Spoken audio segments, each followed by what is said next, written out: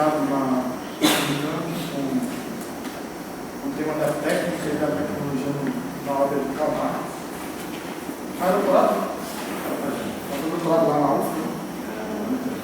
Não, sobre matemática? Não, sobre Marx, mas sobre crise agora. Crise. Então, Daniel Romero está estudando a crise a partir do referencial marxismo. Lá no Unicamp. O professor do Instituto Federal da Bahia, e a gente sabe que ele é um grande conhecedor. Ele é um rapaz bastante modesto de si, mas ele é um grande conhecedor da obra de Karl Marx.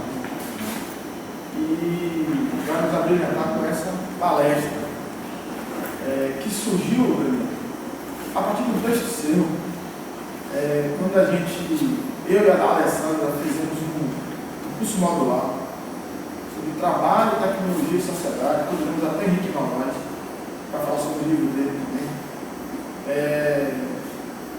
Nós discutimos seu capítulo sobre a técnica, e aí apareceram algumas notas de rodapé que deixaram esse grupo aqui da pós-graduação bastante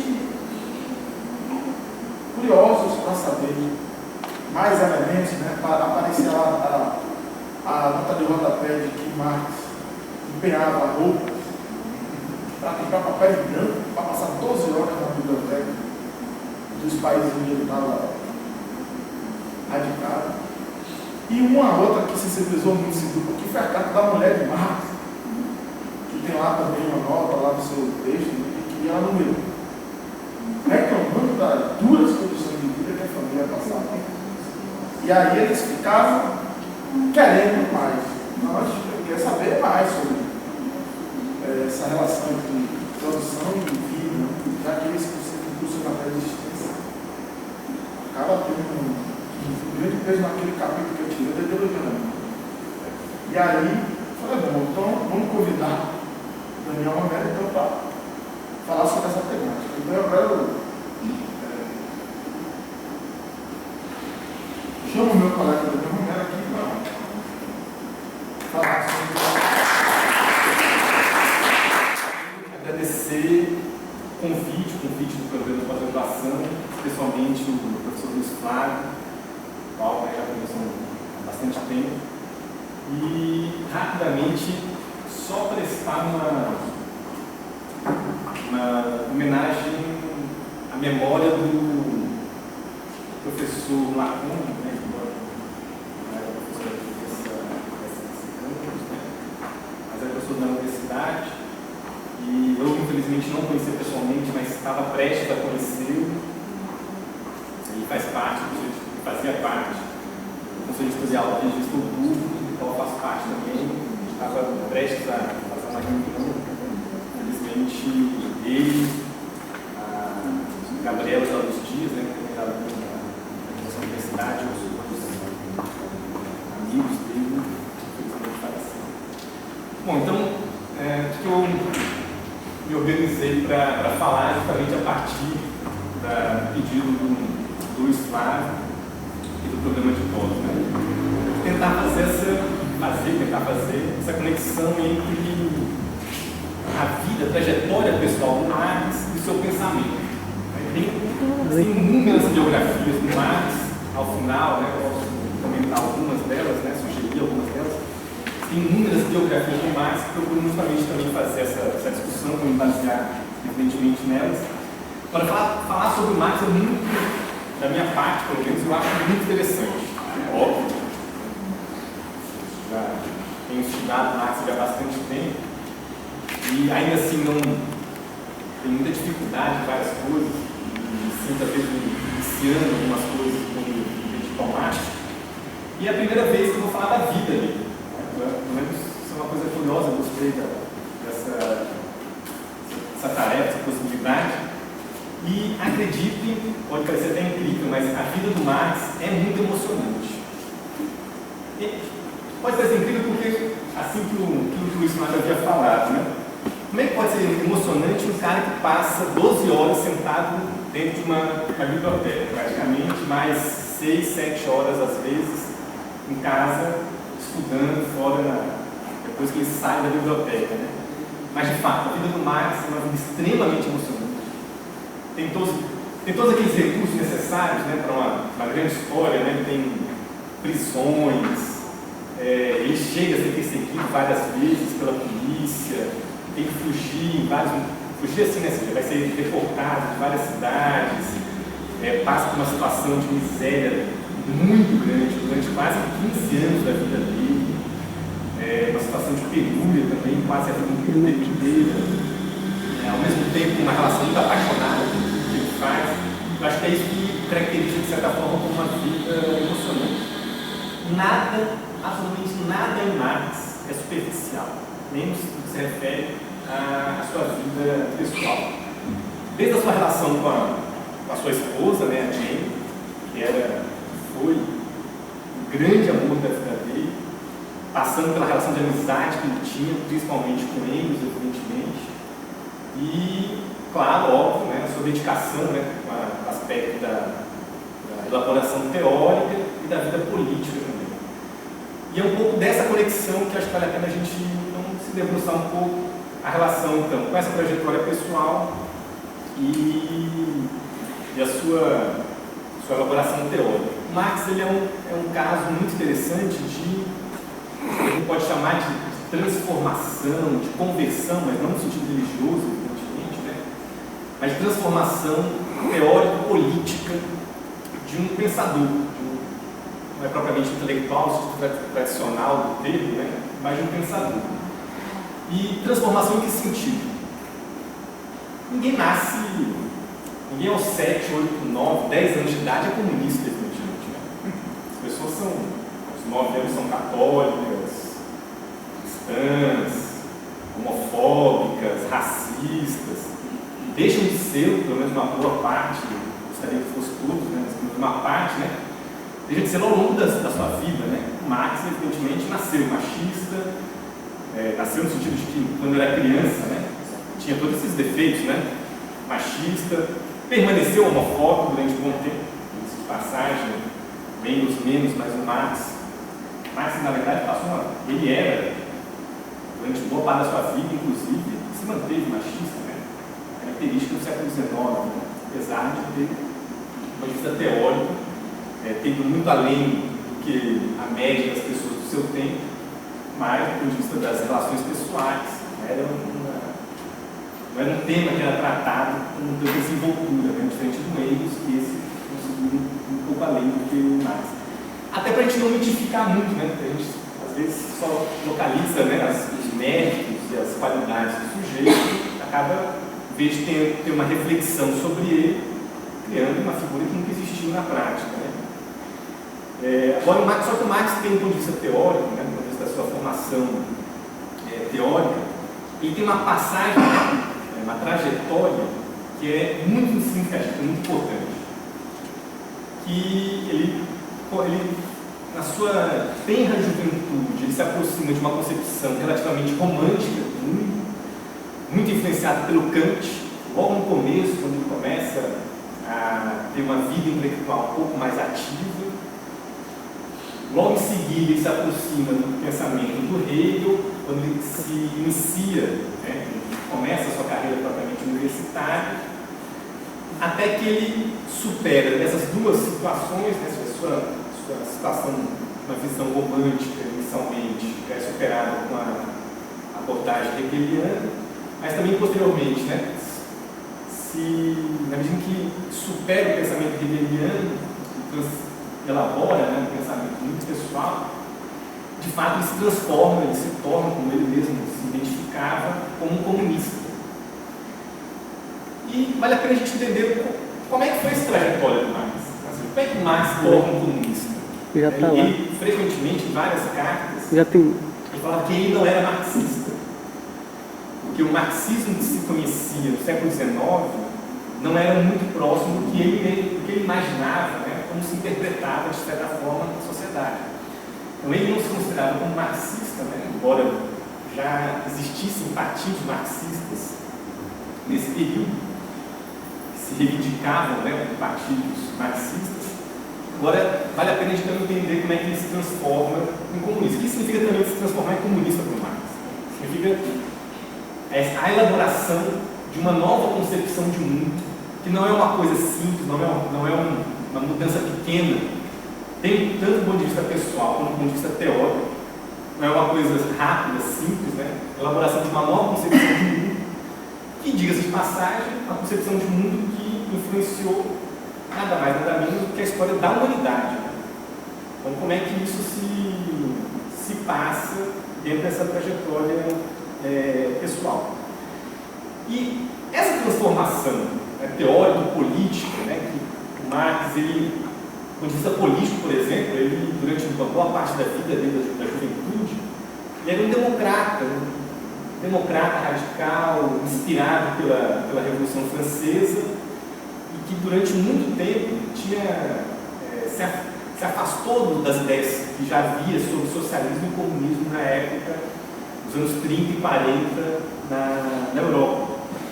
Então, a primeira vez que ele vai tratar, ou seja, a primeira carta que o Marx faz algum comentário sobre o comunismo, é um comentário depreciativo, falando que aquilo que se entende por comunismo, ele fala que ele não entendia muita coisa, mas do pouco que ele entende, né, ele acreditava que era uma concepção extremamente ilusória, né, de como é que funcionaria a sociedade, de fato, se tinha de comunismo na época, não era que depois vai surgir com o próprio pensamento do Marx, certo? E essa trajetória, né, de uma perspectiva mais democrata radical, uma transição mais à esquerda, vamos dizer assim, que vários intelectuais e artistas passaram por isso também no século XX, o Marx e o Engels o fizeram no século XIX, um período em que todas as grandes experiências da luta dos trabalhadores nesse século XIX, todas foram fracassadas.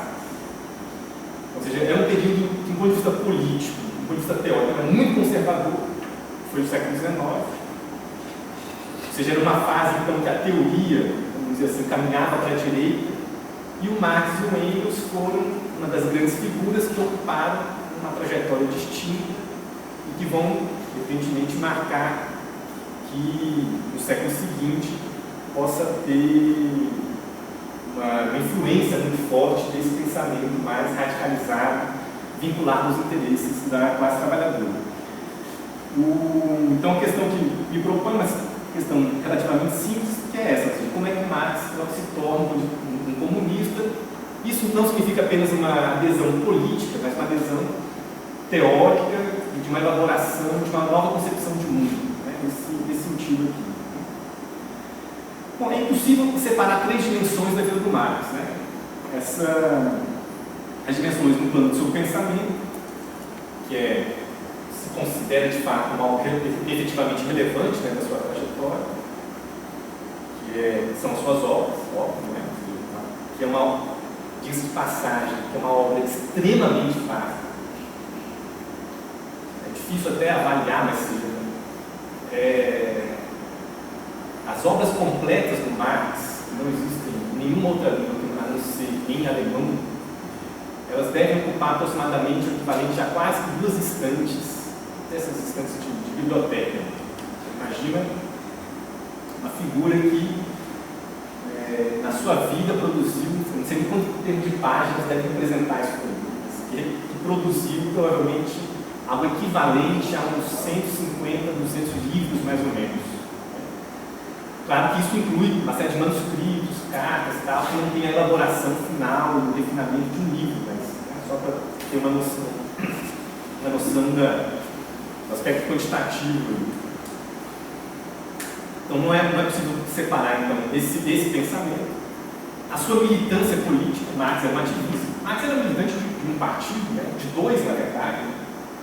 Marx fez parte de 2 organizações políticas, né, da Liga dos Comunistas, inicialmente, e do qual, junto com Engels, ele vai fundar, e depois de uma outra organização, que é a AIT, Associação Internacional dos Trabalhadores, que é um partido também, e particularmente esse partido internacional, que o Marx também vai ser o principal, um dos principais dirigentes, vai atuar desde a sua fundação. E por fim, a a terceira dimensão da vida do Marx é a dimensão pessoal. Então, desses três aspectos, é possível a gente compreender melhor o que foi de fato a figura, né, não só o pensamento, mas a figura histórica que é o Marx. E eu não acredito que seja possível explicar o pensamento do Marx, já é uma ressalva, já faço um parênteses aqui, né? Não acredito que seja possível explicar o pensamento do Marx por meio de uma análise psicológica. Eu falo isso porque tem algumas biografias que se dedicam a isso. Marx vem de uma família judaica. Então tem alguns autores que procuram analisar que, pelo fato do Marx ser de uma família judaica, uma tradição judaica, e que no judaísmo, né, existe a perspectiva, né, de uma espécie de um profeta, e que ele teria reproduzido essa cultura judaica para o seu pensamento também. O papel cabe tudo, né? Mas enfim, acho que é um exagero muito grande da tese como essa, né? E acho que talvez nós devamos tentar fazer aquilo que o próprio Marx fez em relação à história, que é analisar a concepção da história através de uma perspectiva materialista. Analisar o pensamento do Marx através de uma perspectiva materialista. Nesse sentido, eu havia destacado três, eu vou tirar uma, né, em função do nosso tempo aqui. Não sei, né, porque pode ser que eu, às vezes, também me empolgo aqui e posso passar para frente. Mas, enfim, vou em princípio, né, me dedicar, garantir dois aspectos fundamentais e, se for possível, a gente aborda um terceiro também, que é discutir três temas, então, do pensamento do Marx, vinculado então, com esses dois aspectos da sua trajetória pessoal, da sua trajetória política também. Quais são esses, né? Primeiro é a formulação da própria concepção materialista da história. Não vou discutir aqui qual que é a concepção em si, mas como é que o Marx se aproximou e formulou esse uso? Qual foi a trajetória, né, pessoal, política e teórica que possibilitou ele a isso? Segundo, que vai dar origem, entre outros livros, evidentemente, mas vai dar origem principalmente à ideologia alemã, que é um livro escrito em 1847. Por fim, outro aspecto que é a análise do desenvolvimento capitalista, que é a obra mais importante do Marx, que é o Capital. Foi publicado, o primeiro volume, em 1867, mas que Marx deixou manuscritos para outros dois volumes que vão ser publicados já nos anos 80 e 90, já após a morte do Marx, foram publicados pelo Engels, certo? Bom, de todas as obras em que é possível discutir a concepção materialista da história, todas as obras do Marx, isso é possível, sem exceção, mas, sem sombra de dúvida, a ideologia alemã é a mais importante. A ideologia alemã ela foi escrita em 45, 46, nunca foi publicada em vida. Ela só vai ser publicada no século XX, nos anos 30 do século XX, pelo Instituto Marx Engels, sediado em Moscou, a antiga União Soviética. O responsável pela sua publicação é um grande estudioso chamado Riazanov, que vai ser, inclusive, convidado a se matar, a se suicidar pelo stalinismo, e foi o grande responsável por organizar boa parte dos manuscritos do Marx, e ele desenterrou manuscritos que colocavam em questão concepções que eram consolidadas do marxismo oficial, de porte stalinista, e a partir disso ele vai ser muito perseguido. Ele descobre vários manuscritos, tenta publicar vários deles, consegue publicar a ideologia alemã, passa a ser perseguido, inclusive, dentro da própria União Soviética e some, simplesmente desaparece, aproximadamente, se não me engano, 35, 36, não tenho certeza da data. Tem vários textos do Marx que vão inclusive, ser muito posteriormente publicados pela primeira vez. Um deles são os manuscritos econômico-filosóficos, que só vão ser publicados nos anos 60 do século XX, por exemplo, década de 60, extremamente recentes. Isso pela primeira vez, né? Não é que vão ser publicados em português, vão ser publicados em alemão só nos anos 30 e 60 do século XX. Né? Ou seja, tem uma parte ainda da obra do Marx que não está completamente acessível, pedindo que pouca coisa dos manuscritos está para além do alemão. Né? Bom, a história da ideologia alemã, Marx nasceu em 1818, né? Acho que vale a pena comentar um pouquinho, né? Antes de falar da história da ideologia alemã, mas um pouquinho sobre a vida do Marx. Marx tinha tudo para ser uma figura que não tinha nada a ver com o movimento operário. Ele nasceu numa cidadezinha quase de fronteira entre a Alemanha e a França, em 1818, uma cidade chamada Trier, cidade minúscula, de 15 mil habitantes, uma cidade muito precária, não era uma cidade industrializada, uma parte da França já era industrializada, mas onde mais nasceu não. E uma cidade que aproximadamente um quarto da população vivia de mendicância, uma cidade muito decadente do ponto de vista econômico, do ponto de vista social, não tinha nada para fazer aqui. Só que a família do Marx era uma família, do ponto de vista social, do ponto de vista econômico, fugia um pouco desse cenário. O pai do Marx era advogado, profissional liberal, pela sua influência talvez judaica. É uma característica de que as famílias pequeno-burguesas judaicas eram extremamente intelectualizadas. O Marx parte dessa tradição também, nesse aspecto. Então, já desde muito novo, passa a estudar grego, estudar latim, estudar várias outras línguas, durante a vida toda, na verdade, ele vai estudar outras línguas. Ele não estuda português nunca na vida dele. É um código secreto. O Engels chega a estudar um pouquinho português, o Engels chega a estudar persa. Você conhece alguém na vida que estuda persa? Né? O Engels chega a estudar persa, sabia um pouquinho de português. Marx, segundo ele, não era muito bom em línguas, mas por cima aqui ele devia saber pelo menos umas 5 línguas aproximadamente, além do alemão, que era a língua original dele. E escrevia em francês, escrevia em inglês, escrevia em várias outras línguas também. Né? Agora,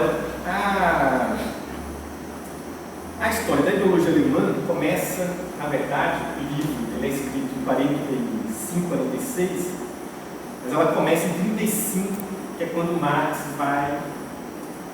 ingressa na Universidade de Bonn, 1835. É uma universidade de uma cidade relativamente pequena, uma universidade não muito importante na França, e que a vida universitária do Marx fica apenas um ano em Bonn. A vida universitária do Marx, nesse período, basicamente se resume a bebedeira e conversar com os alunos. Essa é, sem exageros, tá? Nas biografias dele. A universidade não tinha uma vida intelectual muito intensa. O Marx tinha 18 anos quando vai para a universidade. Ele, antes de sair, ele faz um noivado, né, às escondidas com a Jane, que era uma família que morava próximo dele em Trier.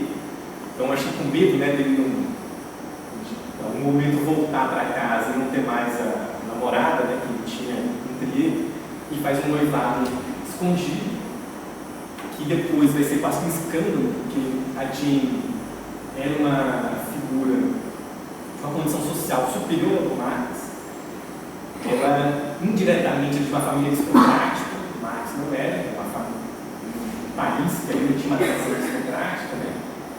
E ela era um pouco mais velha que o Marx. E ela também já estava um pouco mais velha, também, já estava quase para, não quando ele se noivo, mas um pouco mais para frente. E essa é um pouco da vida do Marx nesse ano em Bonn. Né? E muita bebedeira e muitas dívidas também. O pai dele mandava dinheiro para o Marx e ele era completamente responsável nesse aspecto. E ele passou a vida inteira, uma coisa que vai acompanhar a vida toda, né? Passou a vida inteira fugindo de dívidas. Só que, junto nesse período, felizmente, depois disso ele parou com esse negócio, junto nesse período, muito apaixonado pela mulher dele, ele começa a escrever efusivamente poesias. As piores poesias que vocês imaginarem na vida de vocês, Marx escreveu. Pior que essas que acham, sabe, esses blogs que você acha aos milhões aí, tem coisas bem banais e tal, mas escreveu umas poesias que são, primeiro que eram indecifráveis. Existem conservado incrivelmente, né, uma parte delas. Ele chegou a publicar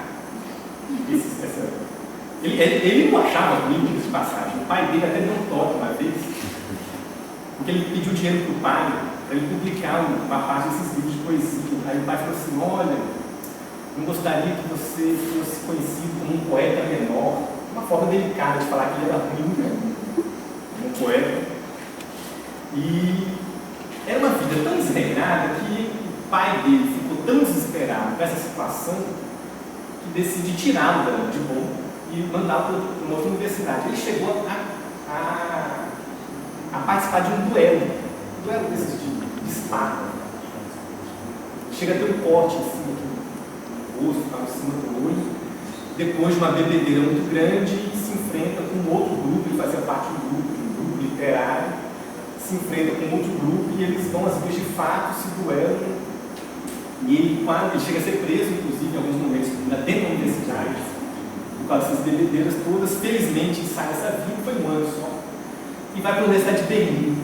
Aí sim, mudou completamente a situação. Completamente não, porque as dívidas continuaram, infelizmente as poesias também continuaram, mas mudou muito a vida dele. Ele vai para uma universidade que era uma das mais importantes universidades da Europa, a mais importante da Alemanha, seguramente.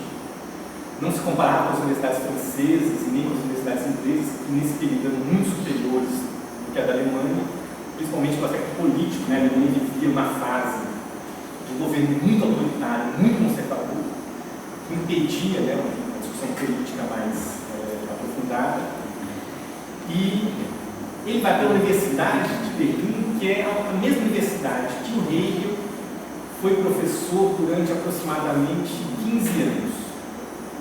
O Hegel foi, seguramente, dependente aí da relação que você tem com Marx, mas foi seguramente o mais importante filósofo do pensamento alemão.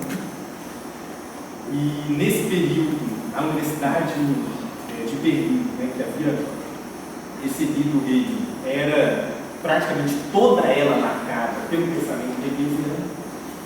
Então não havia algo além do Hegel, havia várias disputas, mas no interior do pensamento do Hegel. E o Marx vai se vincular a esse ambiente teórico, já muito rico, muito interessante, vai se vincular a isso, rompe então com a perspectiva anterior, muito romântica, da filosofia kantiana, a qual ele havia se vinculado anteriormente, e passa a ter contato com um grupo chamado Hegelianos de Esquerda, que é um grupo teórico, né, um clube literário, intelectual, chamado Hegelianos de Esquerda. E dentro desse grupo tem uma figura em particular que é muito importante para essa trajetória do Marx, que é uma figura chamada Bruno Bauer.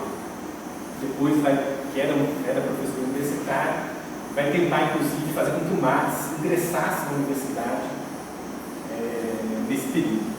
O que os hegelianos de esquerda discutiam nessa fase? Todos eles, sem exceção, discutiam o tema da religião. Não se podia praticamente discutir sobre política, nem sobre Estado, o âmbito da política, pelo fato de que os governos prussianos eram extremamente conservadores, corria o risco, né, de eles serem perseguidos. A porta de entrada da filosofia hegeliana, da parte do Marx, foi o debate sobre a religião, sobre a consciência.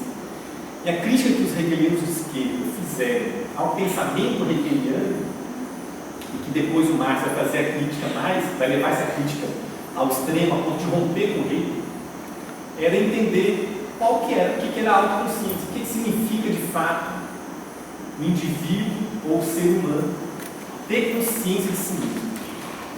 Na perspectiva do Hegel, o desenvolvimento da consciência a consciência é como se fosse um indivíduo que desenvolvia, né, se desenvolvia ao longo da história e se localizava através das contradições, dos conflitos, se localizava em determinados momentos históricos a ponto de conseguir se reencontrar, encontrar a si mesmo através do seu próprio pensamento. Ou seja, o Hegel se acreditava ele era um autor que de modéstia não tinha nada, né? Ele acreditava que o seu próprio pensamento era o desenvolvimento mais desenvolvia, era o pensamento mais superior, mais desenvolvido da filosofia da razão, da racionalidade da filosofia clássica, né? E o Marx vai entrar em contato com essa concepção, vai se aproximar muito da perspectiva hegeliana, só que, ao mesmo tempo que o Marx, nesses 2, 3 anos que o Marx está na Universidade de Berlim, são 3 anos para 4, nesse tempo o Marx se aproxima do Hegel e praticamente já rompe com ele quase que no final da sua vida universitária. E rompe com ele porque o Marx começa a perceber que só a crítica teórica não é suficiente para fazer as transformações sociais como os hegelianos de esquerda imaginavam. Então, qual era a concepção dos hegelianos de esquerda, particularmente do Bruno Bauer? Né? Uma parte da ideologia alemã é dedicada a fazer a crítica desses autores, né? Que, para conseguir transformar a realidade social, é preciso, antes de qualquer coisa, conseguir compreender qual que é o estágio mais elaborado da consciência e que isso seria feito através da tarefa da crítica, né? Da elaboração crítica. E elaborar criticamente o mundo já seria um elemento motivador para conseguir transformar esse próprio mundo. Marx, ele se aproxima inicialmente dessa concepção muito forte, muito influenciado, né, do Bruno Bauer, como eu vi falado anteriormente, mas ele percebe que esses críticos, eles eram uma crítica que girava em torno de uma concepção idealista do mundo, que não conseguia compreender justamente a influência que tinha as condições materiais de existência na formação do conhecimento da consciência. Então, essa separação, essa cisão entre a vida prática, concreta, né, ou seja, mais vai chamar de praxis, né, essa fusão, né? Essa separação entre a vida prática, concreta, que na verdade é o trabalho, e a elaboração de uma visão de mundo sobre, né, a sua condição de existência e instituições sociais, não pode ser compreendido para além da relação que o homem tem com a própria natureza e particularmente com o trabalho. A partir dessa ruptura que o Marx tem com os hegelianos de esquerda, ele começa a elaborar um novo plano de estudos, até então ele não havia se dedicado. Então, por exemplo, ele tenta ingressar na carreira universitária, não consegue, na minha opinião, felizmente não consegue, e vai se dedicar a ser editor de uma revista, de um jornal, de uma revista chamada Gazeta Renana. Ele precisava casar. Isso foi motivado com as funções de garantir uma subsistência, né? Ele tinha terminado o curso, fez Direito na Universidade de Berlim, se formou, fez doutorado, tenta ingressar na universidade, não consegue. O seu colega Bruno Bauer é expulso da universidade, inclusive, né, por perseguição política, não consegue também por uma questão política, não era por capacidade teórica. Na medida em que ele não consegue carreira universitária, ele vai para uma cidade alemã chamada Colônia, na região da Renânia, e se torna um colaborador e posteriormente um editor da Gazeta Renana, que é uma revista financiada por comerciantes alemães, setores da burguesia alemã, que queriam democratizar o Estado prussiano e acreditavam que esse material, uma revista, poderia contribuir para isso, influenciados pela Revolução Francesa. Essa experiência, para o Marx, é decisiva nesse processo. Ou seja, existe um divisor de águas na trajetória do Marx na Gazeta Renana. O Marx, ele começa a receber, além de que ele é editor, não é a única pessoa que escreve, ele começa a receber inúmeros artigos, aí sim, de autores socialistas, muito mais críticos do que o Marx nesse período, de passagem, falando sobre as condições de vida e de trabalho dos trabalhadores alemães na região que o Marx estava vivendo, que era a Colônia. Esses textos começam a ser publicados, ou pelo menos começam a ser enviados para que sejam publicados. O Marx dá uma olhada nos textos, olha, só que é propaganda, pura propaganda.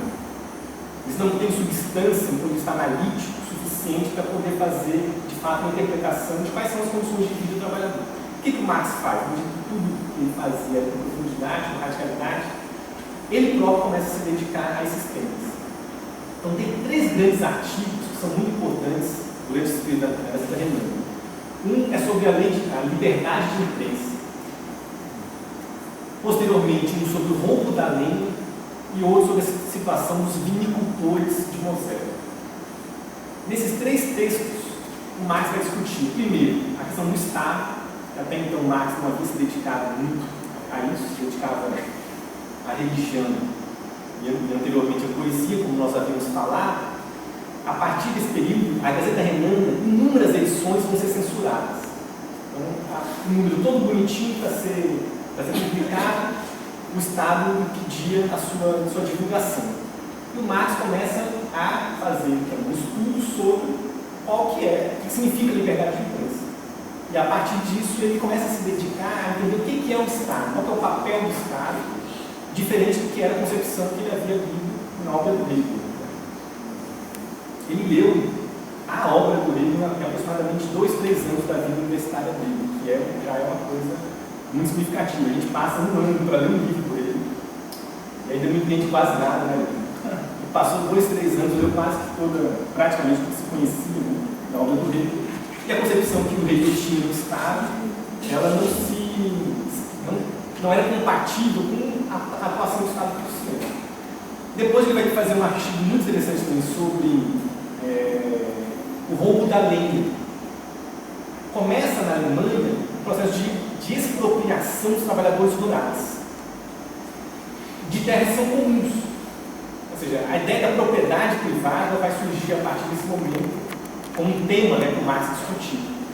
Então, os trabalhadores camponeses, quando chegavam no inverno, eles precisavam de lenha para poder se aquecer, senão literalmente não morrer de frio. E faziam durante milhares de anos, em alguns momentos, centenas de anos, coletavam essas lenhas nas regiões que eram de terras comuns. Os proprietários de terras começam a cercar essas terras porque começa a existir uma apropriação capitalista já da terra, não apenas na formação aristocrática antigamente. E esses proprietários de terras começam a exigir punição para esses camponeses que se apropriavam de lenha. E o Marx vai começar a discutir, a partir desse processo, além da decisão do Estado, inicialmente, o tema da propriedade privada. E, posteriormente, um terceiro artigo, que é a situação dos vinicultores de Mosela, também semelhante ao artigo anterior, que eles vivem um processo de empobrecimento, de pauperização muito grande, justamente na região que começa mais a se desenvolver do ponto de vista econômico. Então, essa contradição entre o desenvolvimento econômico industrial produzindo uma miséria de um setor da sociedade, né, a pauperização, essa contradição que é simples, que é visível, que precisa de grande elaboração teórica, isso é que vai me levar o Marx até o final da vida dele. A gente vai depois retomar um pouco disso, quando a gente vai falando sobre o Capital. Tem uma passagem dos manuscritos do Mundo Filosóficos, de 44, que o Marx fala basicamente o seguinte: o trabalhador fica mais pobre quanto mais ele produz. É um texto sobre o trabalho alienado, que é um dado empírico, não é nada muito elaborado nesse aspecto. Esse dado empírico, o Marx percebe que é um produto do processo de industrialização europeu.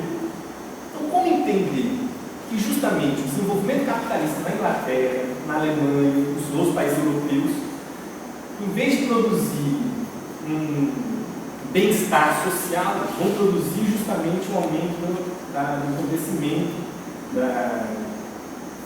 da pauperização, da proletarização. A Gazeta Renana, finalmente ela é proibida, ela é acusada de divulgar ideias comunistas. Até então Marx não se identificava como comunista. Na medida em que ela é acusada de divulgar ideias comunistas, o Marx fala: então eu vou estudar o que é isso, já que estou sendo acusado disso. E ele vai estudar principalmente 3 autores, mas 2 mais importantes, né? Que é o Proudhon, que é talvez o mais importante autor crítico desse período, né, até então, ao Marx. Vai estudar Proudhon, vai estudar Fourier, que é um autor vinculado ao cooperativismo, né, do século XIX, e ele lê textinho chamado Esboço de Crítica da Economia Política, de uma figura chamada Frederic Engels, que até então ele não tinha nenhuma relação de amizade. O Engels manda esse texto para a Gazeta Renana, o Marx lê o texto, acha excelente o texto, publica esse texto de passagem e começa a se comunicar com o autor, né, com Engels, a partir desse momento. Essa experiência da Gazeta Renana faz com que o Marx mude completamente então sua visão conceitual, os seus temas. Ele começa a se dedicar agora, não mais à discussão de temas filosóficos e num plano muito abstrato, e vai se dedicar efetivamente a estudar a economia política clássica. Ele vai chamar de questões materiais. O próprio Marx vai chamar isso de questões materiais. Então são dois temas que eu acompanho a partir de então. O papel do Estado, qual que é o papel do Estado, e o que ele vai chamar de questões materiais, que na verdade é a economia política clássica. Então a partir desse momento, a partir de 43, 44, Marx vai estudar Adam Smith, David Ricardo, todos os economistas políticos clássicos que ele começa a que ele vai ter acesso, né? Tem uma passagemzinha, tem um livro do Marx chamado Contribuição à Crítica da Economia Política, em que na introdução desse livro, o Marx ele conta um pouco da sua trajetória pessoal até então. Esse texto é publicado em 59, ele conta um pouco da sua trajetória. Eu quero só então citar uma passagem aqui. Olha o que o Marx fala. A primeira tarefa que empreendi com o objetivo de resolver as dúvidas que me assediavam foi uma revisão crítica da filosofia do direito, de Hegel, um livro chamado Filosofia do Direito, que é o livro em que o Hegel discute a questão do Estado.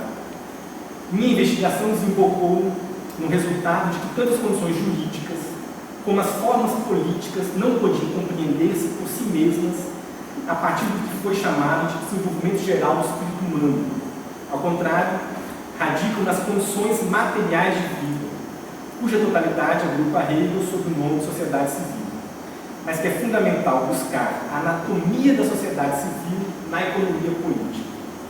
Então, a partir dessa experiência em que o Marx ele não pode mais ser editor da Gazeta Renana, ele é expulso da Alemanha, pelo fato da sua vinculação com a Gazeta Renana, e do que ele vai passar político, teoricamente, para essa experiência, ele vai para a França, vai se instalar em Paris. E lá em Paris, ele cria uma outra revista chamada Anais Franco-Alemães, que, mais uma vez, ele começa a ter uma série de textos materiais vinculados ao movimento operário. Esse é o momento em que o Marx diretamente se vincula ao movimento operário, se vincula no sentido de se aproximar, não se vincula ainda, mas se aproxima do movimento operário. No mesmo ano em que os anais franco-alemães são publicados, eles também são proibidos, só uma edição é publicada, a segunda já é proibida, por pressão do governo alemão sobre o governo francês. Marx é obrigado a fugir da França e vai para Bruxelas, que é uma região que havia um pouco mais de liberdade política. E em Bruxelas ele se instala lá entre 45 e 48. E, mais uma vez em Bruxelas, ele tenta se organizar como um periodista. Nesse período é quando ele vai escrever a ideologia alemã, já em Bruxelas, e já com contato com eles. Então, claramente, essa fase de Bruxelas é quando Marx efetivamente se torna cria uma nova concepção de mundo, uma concepção materialista, portanto, da história, uma nova concepção de interpretação da realidade, portanto. E uma das passagens da ideologia alemã interessante para poder identificar isso, Marx fala o seguinte: eu sou formado em ciências sociais, o Godinho também, mas para o Marx só existe uma ciência só. Só existe a ciência da história. O que Marx fala? Você é historiador? O que Marx fala? Olha, conhecemos, mas não é essa história da universidade, não, pode ter certeza que é muito diferente. O que Marx fala? Conhecemos apenas uma única ciência, a ciência da história. A ciência pode ser examinada sobre dois aspectos, a história pode ser examinada sobre dois aspectos: história da natureza e história dos homens. Os dois aspectos, contudo, não são separáveis. O que é a história da natureza? Que o Marx não vai se dedicar a essa passagem. É aquilo que ele acredita que depois foi feito, em parte, pelo Darwin. A história da natureza é compreender o ser humano não como algo diferente da própria história da natureza, não como um ente superior, sagrado, criado por uma divindade, muito pelo contrário, mas como produto da própria história natural, e que, por características que fogem à compreensão do Marx até então, desenvolve a capacidade de criar uma segunda natureza, que é a história social. Essa história social é inseparável da história natural, evidentemente. Ele não se dedica à história natural, não é a tarefa dele, o objetivo é compreender essa história natural. Então, toda a análise do Marx, ele é, de fundo, ele não é um economista. Marx não é um economista, claramente. O Capital não é uma obra de economia. Toda a obra do Marx é uma obra de teoria social e uma análise de história. O próprio Capital, o Capital, é uma história do capital, uma história do capitalismo como formação social, uma história do capital como uma maneira de organização de um determinado tipo de relações de produção sociais. E é isso que o Marx é compreender a partir do plano, de compreender a história. A preocupação fundamental do Marx, desde esse momento, é fazer isso e compreender a história sob uma nova interpretação, sob uma nova perspectiva, que é uma perspectiva materialista, a qual o Feuerbach tem uma influência muito forte, mas também rapidamente o Marx rompe com características do materialismo de Feuerbach. A ideologia alemã não é publicada, né? Eu já havia falado anteriormente, todos nós conhecemos, vou dar um gás aqui, mas o Marx comenta sobre a ideologia alemã. Ele fala sobre em Bruxelas, na primavera de 45, resolvemos, Marx e Engels, elaborar conjuntamente a oposição de nossos pontos de vista contra o ponto de vista ideológico da filosofia alemã, ou, de fato, ajustar contas com a nossa antiga consciência filosófica, que é a perspectiva hegeliana. Deixamos o manuscrito, ou seja, a ideologia alemã, a crítica roedora dos ratos, de bom gosto, porque já havíamos alcançado nosso objetivo principal, compreender nós mesmos a questão. De fato, Marx guarda o manuscrito, efetivamente o manuscrito é ruído mesmo. Eu ia até trazer aqui, acabei não tendo tempo, mas eu ia pegar as imagens, que é quase impossível você achar que a ideologia alemã que nós conhecemos, tudo localizadinho, se você vê uma foto do manuscrito, é quase impossível achar que o que você está lendo é de fato o que o Marx escreveu. O Marx escrevia usando toda a folha, depois escrevia assim, depois ele escrevia subindo, depois escrevia para baixo, depois escrevia abrindo altos comentários, e esse é o manuscrito que deu origem à ideologia alemã. Que é muito difícil, então, a gente dar o mesmo estatuto dos manuscritos que os outros livros mais elaborados tiveram, como, por exemplo, o Capital. De qualquer maneira, é um livro dos mais importantes.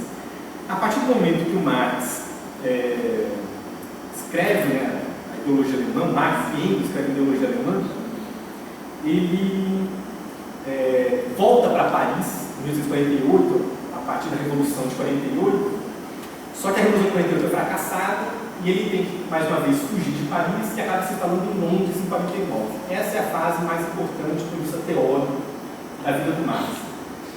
Vou pular aqui algumas coisas, manifesto comunista, para a gente poder avançar mais um pouquinho.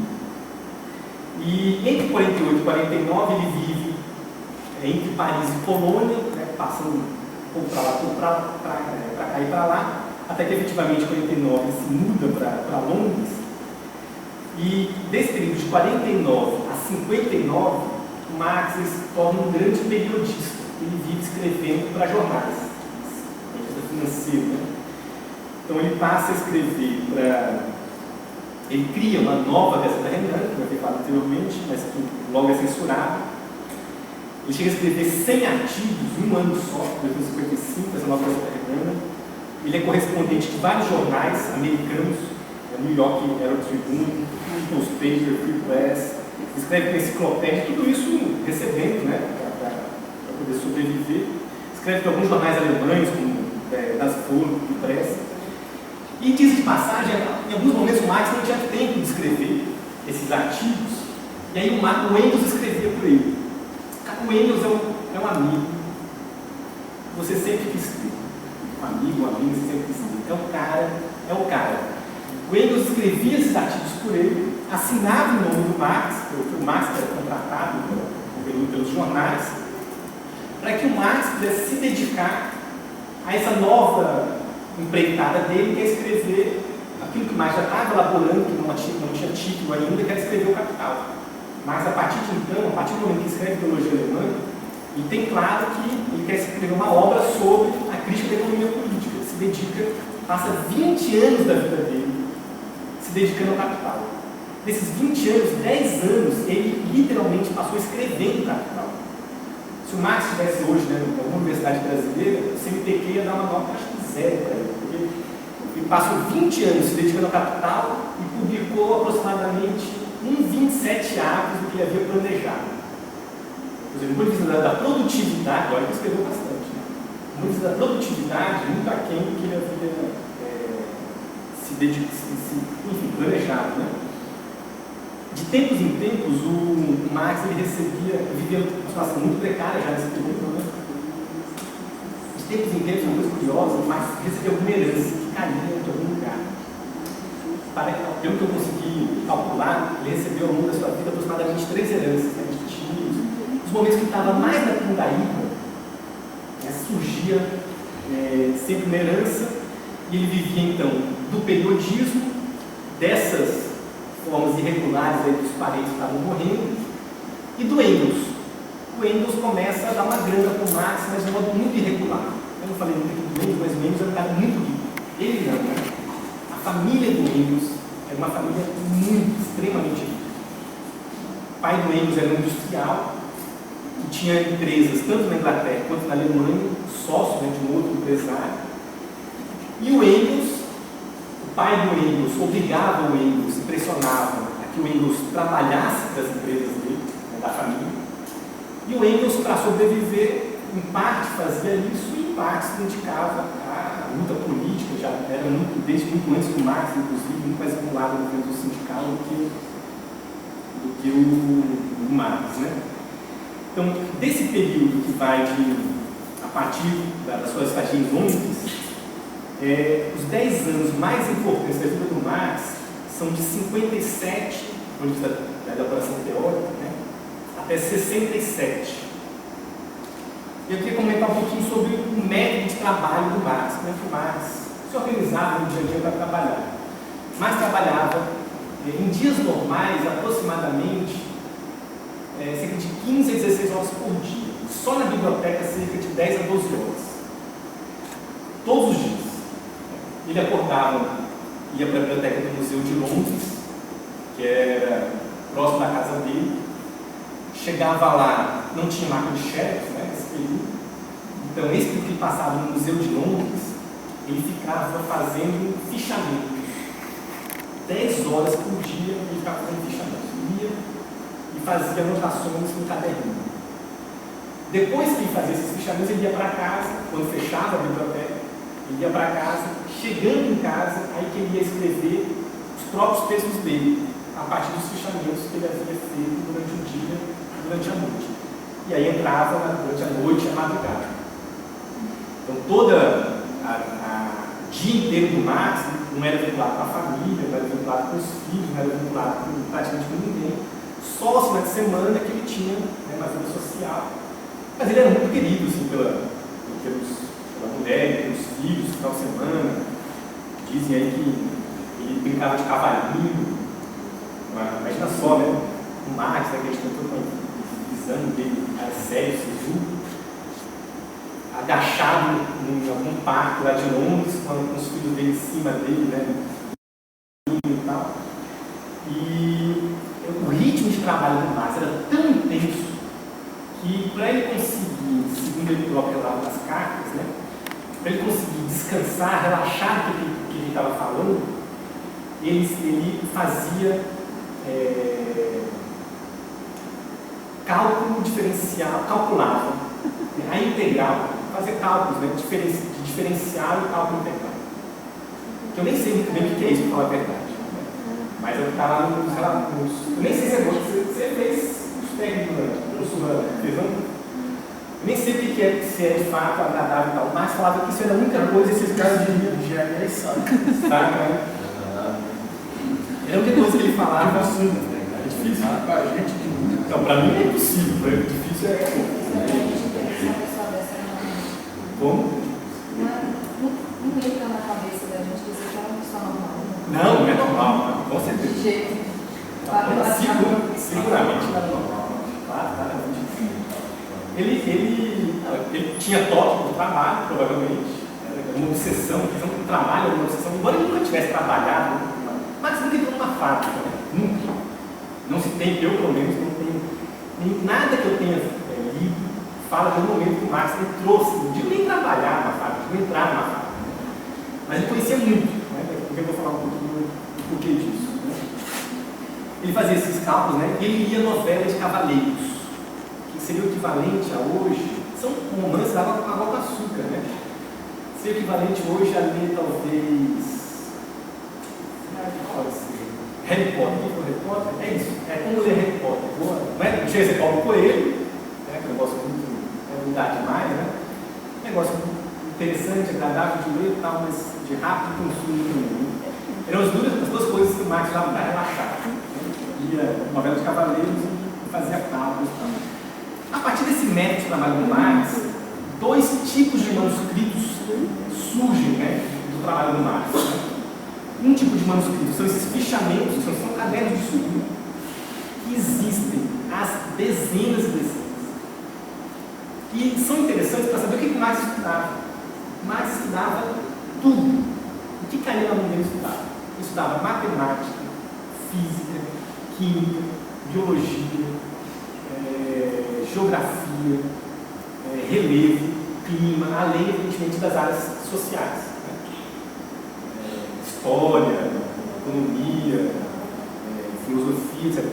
Então, nos cadernos do Marx, percebe lá ele fazendo desenhos de máquinas, desenhos de equipamentos, desenhos de ferramentas. Era uma curiosidade que não é de uma pessoa evidentemente normal, não é o caso desse. E tem outro tipo de manuscrito, que são os manuscritos que vão dar origem depois às obras do Marx. Nesse período de 57 a 67, o Marx escreve O Capital 4 vezes. Um negócio impressionante.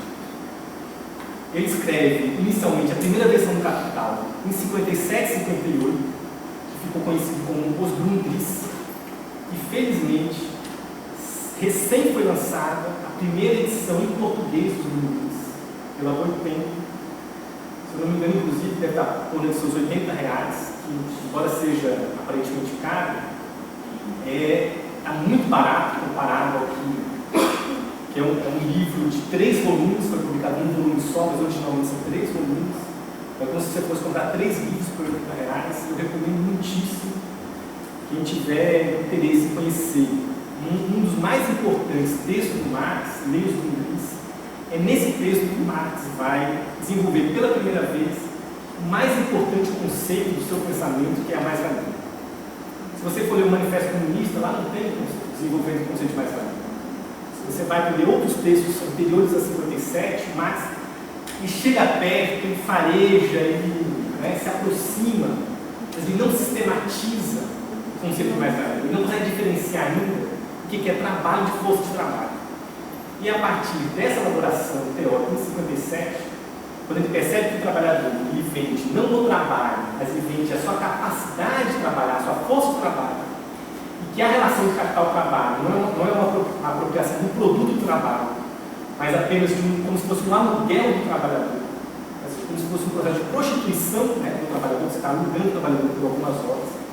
É a partir desse processo que o Marx consegue desenvolver o mais importante conceito dele, que é o conceito de mais-valia, que é a explicação do excedente, que, diga-se de passagem, os 100 anos anteriores da economia política clássica se detiveram a entender a origem da riqueza. Desde do primeiro fisiocrata, que é o Kessler, até Ricardo, livro de Ricardo, esses 100 anos que separam esses autores, e depois Marx, 100 anos que separam esses autores, a polêmica fundamental da economia política clássica foi entender a origem do excedente, de onde surge a riqueza, onde surge o excedente. E a partir dos Grundrisse, que o Marx faz uma interpretação radical e revolucionária desse processo. Né? Esse período mais produtivo da vida do Marx, além desse primeiro manuscrito, ele vai produzir o segundo manuscrito, que é o de 61, 63, que é o objeto do livro Marx da Técnica, trabalho que vocês tiveram acesso. Foi um laboratório do Marx, é o manuscrito mais extenso do Marx.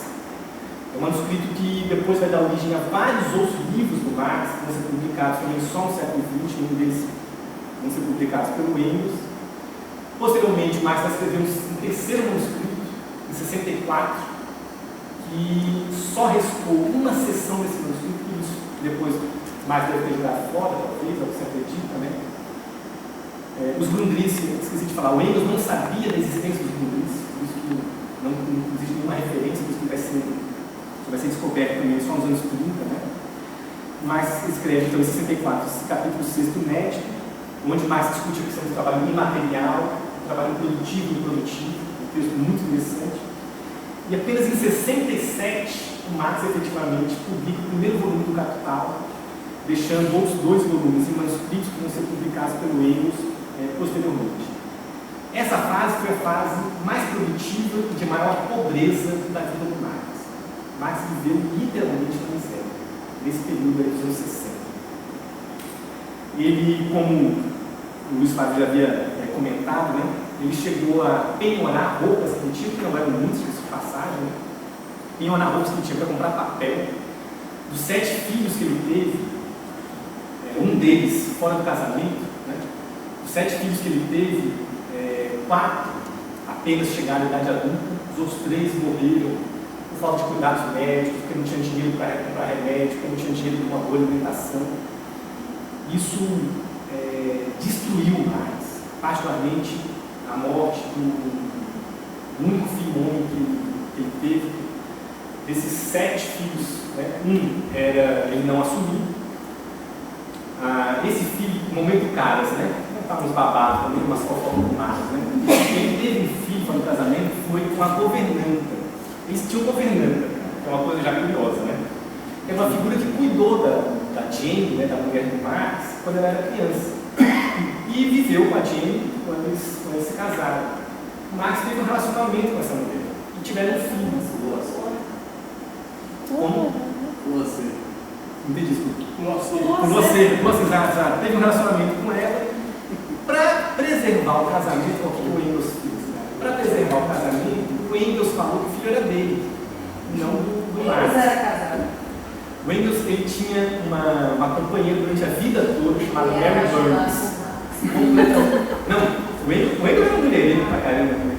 Mas o Engels tinha, ele nunca casou.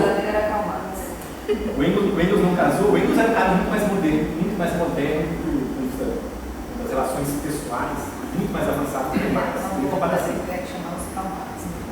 Marx era bem conservador em alguns aspectos, né? Então, desses 7 filhos que o Marx teve, apenas 2 eram homens, e um desses homens era o filho fora do casamento. O outro filho era um chamado Edgar, que morreu muito jovem. Outras 2 filhas também morreram aí quando eram crianças, com 1, 2 anos de idade. Isso abalou profundamente o Marx. E junto com ele, dentro desse cenário, dessa situação, o Marx ainda havia sido acusado por uma figura chamada Karl Vogt, de ser um espião alemão dentro do movimento operário inglês. E o Marx precisa escrever um livro para se defender, um livro completamente inútil atualmente, chamado Vogt, mas que consumiu todas as mínimas economias que ele tinha, que aprofundou ainda mais a situação de miséria dele. Então, os anos 60 vão ser a década da morte do Marx, praticamente. Porque é o período que ele vai mais produzir, mas que ele vai também mais ter dificuldades com o seu trabalho. Ele, por exemplo, começa a desenvolver muitas doenças, desde muito jovem ele desenvolve uma doença pulmonar, que vai dar bronquite, tuberculose, uma série de outras coisas. E ele passa quase os anos 70 inteiro tentando se recuperar a sua saúde, muito abalada. Um dos motivos pelos quais ele não consegue terminar o Capital é porque ele não consegue se recuperar da sua saúde. Felizmente, em 69, o Engels, não é que felizmente o pai do Engels morre, mas em 69 o pai do Engels morre, e o que o Engels faz? Ele vende a parte dele da empresa e começa a viver de renda. E aí o Engels, a partir desse momento, começa a dar uma mesada para o Marx, literalmente, uma mesada mesmo. Então, esse período, a partir de então, Marx começa a ter uma estabilidade financeira um pouco maior, a partir de 69, mas até então, ele tinha vivido muito mal e já tinha contraído 300 mil doenças. E passa os anos 70 tentando se recuperar das doenças, e aí com nível de produtividade muito mais baixo do que ele havia feito antes. Então, ele sofria de insônia, o que facilitava ele trabalhar, mas dificultava a concentração. Sofria de dores de cabeça muito intensas, muito intensas, que impediam que ele conseguisse ler, estudar, produzir alguma coisa. Sofria de furúnculos, ele relata nas cartas dele, né? Ele chamava de uma doença genuinamente proletária. Furúnculos na bunda que ele tinha.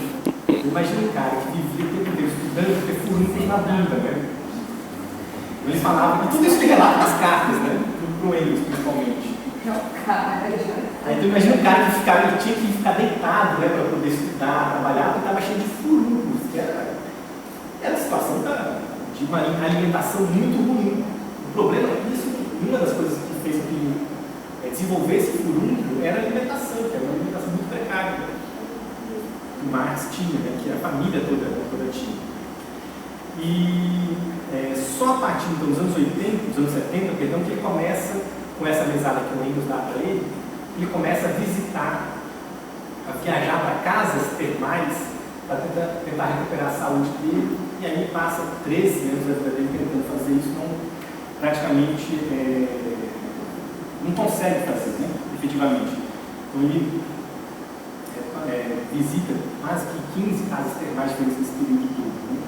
Ele falece em março de 1883, né, já vive quase todo o século XX, e só a partir do falecimento dele são publicados os 2 volumes do Capital, os volumes 2 e os volumes 3.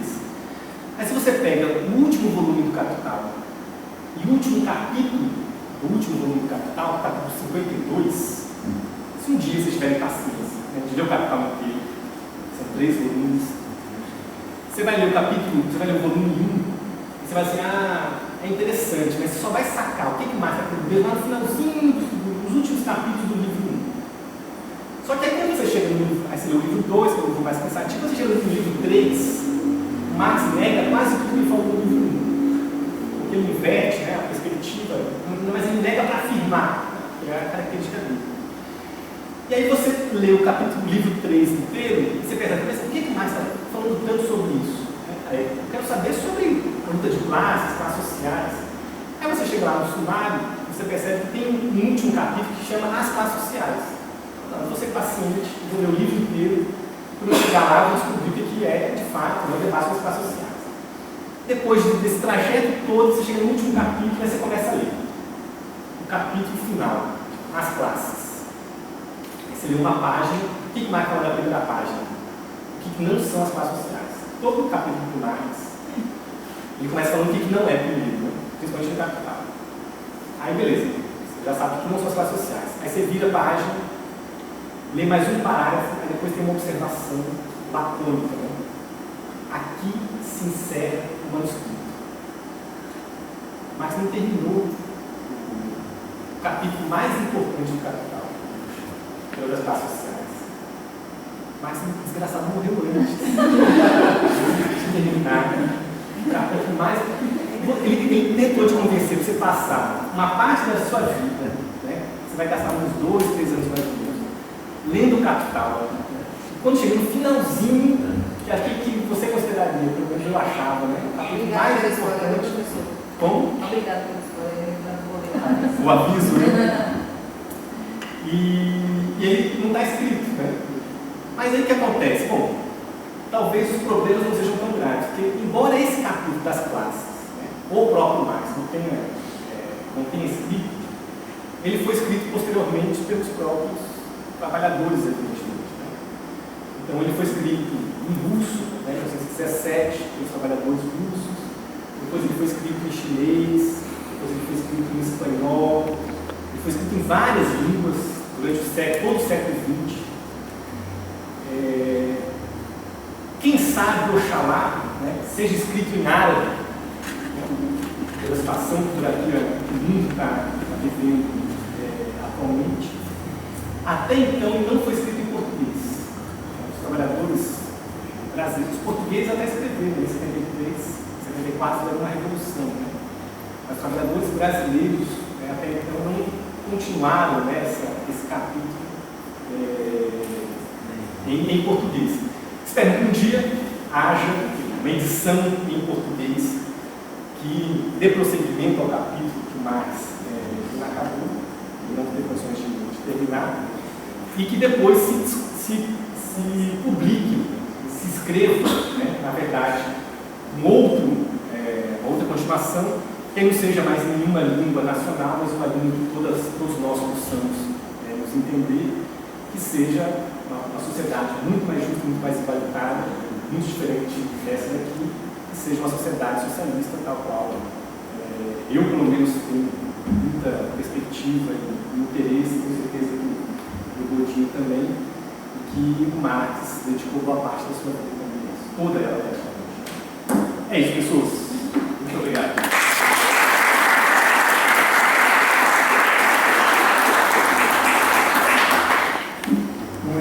Queria abrir para vocês elaborarem perguntas. Podem explorar para Daniel, porque ele sabe muito mais do que ele disse. Professor, além de Marx, mas relação à própria dele, acho que é uma curiosidade. Alguns intelectuais tratam a questão agrária de Karl Marx como o quarto livro. Qual o seu posicionamento? O que você acha disso? Quando Marx estava tratando da questão do trabalho, se ele se aproximou do sindicato, se ele frequentava as reuniões. Você falou que ele nunca foi no chão de fábrica, mas o amigo dele, o anjo da guarda dele, estava vivendo no chão da fábrica, né? Então, ele talvez tivesse sido os olhos de Marx no chão de fábrica, né? Mostrando o que estava acontecendo. Eu queria saber um pouco mais sobre Luigi, na pós-graduação em tecnologia social. A relação de Marx com os outros pensadores do comunismo, os anarquistas, um pouco a esse respeito. Eu pergunto do Ângelo, né?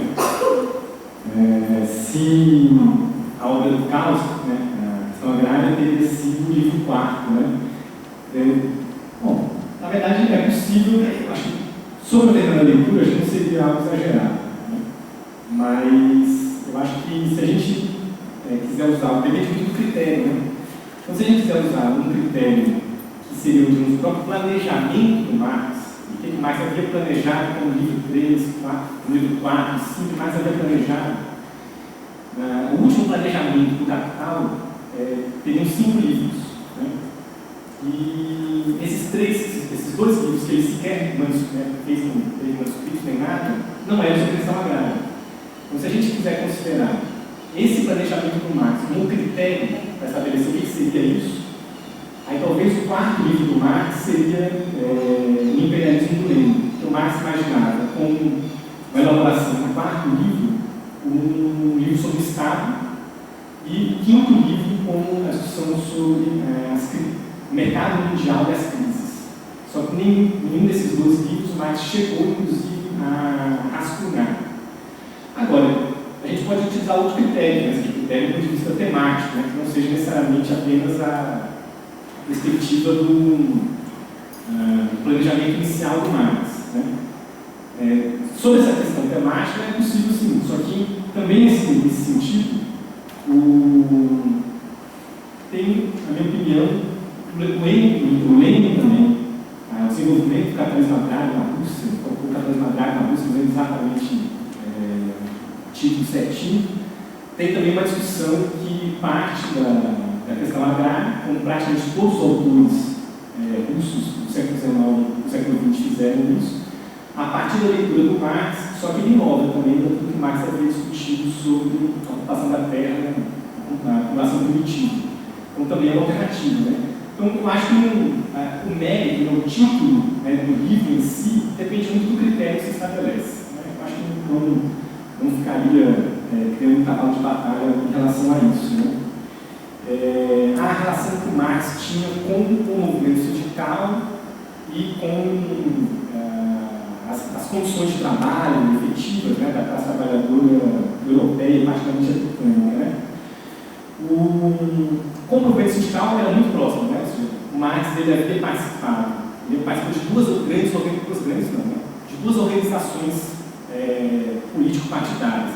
Uma foi a Liga dos Comunistas, que antigamente chamava Liga dos Justos, pela influência do Marx e do Engels, se transformou em Liga dos Comunistas, mas tem uma vida breve, vai durar 2 a 3 anos aproximadamente, e posteriormente a AIT, Associação Internacional dos Trabalhadores. Então, o primeiro partido internacional, se tem notícia, né, na história da humanidade, ele teve grande influência do Marx e do Engels, e dos anarquistas também, com os quais o Marx vai debater frequentemente nesse aspecto. Então, nesse aspecto do movimento, Marx é muito próximo do cartismo, que é o principal movimento sindical inglês, tinha contato frequente com esse setor, e também com outros países, que não só a Inglaterra, como é o caso, por exemplo, do movimento dos trabalhadores que participaram da Comuna de Paris, em 1871. Havia uma seção da AIT, né, ou seja, havia um braço da AIT na França, que interveio e participou da Comuna de Paris. Inclusive, o Marx tem um livro sobre isso, né, que é a Guerra Civil na França. Em relação ao conhecimento sobre as condições de trabalho, tem dois momentos, 2 grandes fontes aí do Marx, né, 3 talvez, né, grandes fontes do Marx.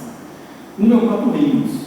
Tem várias cartas em que o Marx pede para que o Engels relate como é que funciona o processo de trabalho. Do ponto de vista técnico, inclusive. Então, olha, Engels, como é que se dá o desenvolvimento de tal tecnologia, de tal máquina, de tal coisa, o que é isso, o que é aquilo. E o Engels faz isso com maior detalhamento nas cartas que eles trocam. A segunda coisa é que o Marx vai estudar uma quantidade gigantesca de tecnólogos, muito grande, 2 dos quais, chamados Henry Wu e Charles Babbage, são os mais importantes. Né? Babbage, inclusive, é um filósofo, matemático, não só tecnólogo. Isso no período que ele está no Museu de Londres, na biblioteca do Museu de Londres. E o Marx vai estudar uma coisa que talvez ninguém estudasse na época, que era os relatórios dos inspetores de fábrica. Como o movimento sindical na Inglaterra era muito forte, era muito intenso, e as condições de trabalho eram muito precárias, o movimento sindical conseguiu, de certa forma, arrancar a exigência de que o Estado fizesse inspeção das fábricas sobre as condições de trabalho, jornada de trabalho, trabalho infantil, trabalho noturno, uma série de coisas. E o Estado manda esses inspetores. E eles faziam relatórios que eram engavetados, não serviam para nada. Esses relatórios, como os grupos, né, eram relatórios que demonstravam com muitos detalhes como que era o processo de industrialização na Inglaterra. E o Marx vai ler dezenas e dezenas desses relatórios. São coisas relativamente chatas, né? É um relatório técnico. Mas se você for ler o Capital, né, quem tiver lido o Capital e quem não tiver lido, quando você tiver a oportunidade de ler, você vai ver que uma parte do Capital, o Marx faz uma descrição muito detalhada de como é que se dava as condições de trabalho na Inglaterra nesse período. E essa informação se veio, né, através dos relatórios. Marx ainda fez pesquisa de campo, nesse sentido, como nós conhecemos hoje, né? Mas ele se apropriou daquilo que serviu para ele como se fosse uma pesquisa de campo, que foram esses relatórios dos inspetores de fábricas. Né? A pergunta que o Luiz fez, né, do Marx com outros setores vinculados ao movimento sindical, ao movimento operário, principalmente os anarquistas, né? Era uma briga interminável. Né? Os primeiros contatos que o Marx teve foram com justamente aqueles que depois vão ser considerados como anarquistas, mas até então não se utilizaram esse nome, né? Utilizaram como socialistas, que são oriundos do prudonismo. Na França, por exemplo, muito mais importante do que o Marx, eram os prudonistas. O Marx tem um grande contato com os prudonistas. E com um outro setor chamado blanquistas, que é oriundo de uma figura chamada tem uma importância muito grande no movimento operário francês. Marx também tem como não, com Blanc passou quase a vida toda dele preso, a gente já se conhecer, mas tem contato com esses setores. Mas é na AIP, na Associação Internacional dos Trabalhadores, que o Marx, de fato, tem contato regular com os anarquistas, e nesse período é justamente a briga, o conflito que tem com os anarquistas que faz com que a AIP acabe. Na disputa com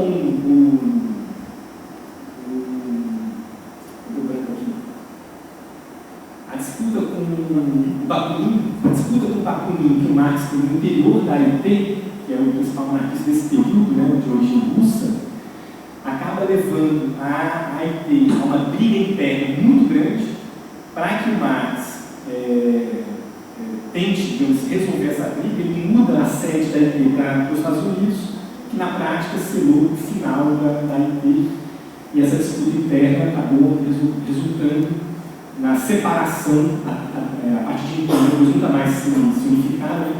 na separação em organizações opostas, marxistas de um lado e anarquistas do outro. Então, posteriormente, os partidos que vão ser criados sob influência da AIP, indiretamente, vão ser partidos que vão compor com outros setores que não mais os anarquistas, no meu caso, do Partido Operário Social Democrata Alemão, que o Lafargue vai ser o principal representante. Né? Então, a partir de então, o marxismo e o anarquismo têm uma divergência muito grande. Política política e teórica.